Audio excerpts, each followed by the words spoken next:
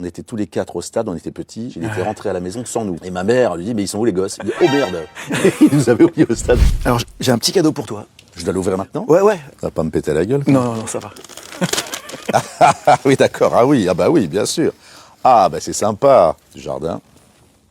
Donc c'est un maillot de rugby. Voilà. L'équipe de France de rugby. C'est très gentil, c'est très délicat. Merci beaucoup. Du coup, t'es un énorme fan de rugby, c'est ce que tu disais juste avant l'interview. En fait, je suis un faux énorme fan. Je vais vous dire ce que c'est le rugby, c'est un peu ma Madeleine. Bon, j'en ai fait, on est 4 garçons dans la famille, mon père en a fait aussi pendant 35 ans. Et le dimanche, on allait au stade et j'ai le souvenir donc de jouer, j'avais pas le feu sacré, mais surtout c'est que je voyais mon père, je voyais mes frères, je sentais l'odeur du camphre dans les vestiaires quand j'attendais mon père quand j'étais petit. C'est très olfactif comme souvenir. La liesse, enfin le bonheur quand il y a eu la victoire, à tel point qu'une fois mon père on était tous les 4 au stade, on était petits et ils avaient gagné le match, il était rentré à la maison sans nous.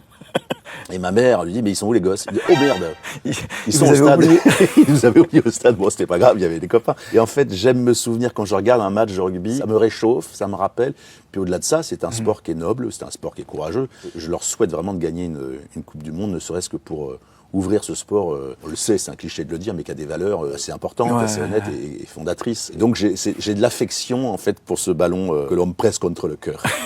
Mais toi, en tant que spectateur, par exemple, quand tu regardes le tournoi Destination, si tu le regardes, est-ce que t'as cette ferveur qu'avait ton père aussi? Est-ce que t'es celui qui est debout, qui va... Non, parce que c'est un truc que ça, je n'aimais pas, pour le coup, je n'aimais pas entendre mon père gueuler en me disant, prends la balle, vas-y. Je trouvais ça beaucoup trop violent. Moi, c'est pas que je cueillais les pâquerettes sur le terrain, mais non, il y avait parfois une forme d'agressivité. T'es pas forcément prêt quand t'es gosse. Je pense même que les écoles maintenant ont évolué aussi. À l'époque, on poussait très fort. Les années 70, 80. On poussait à la confrontation. Confrontation, etc. Je pense qu'on s'y prend. Et c'est pas plus mal d'ailleurs de s'y prendre un peu. Parce qu'on n'est pas égaux, on n'est pas des clones en fait quand on a 10, 12 ans. On n'est pas les mêmes.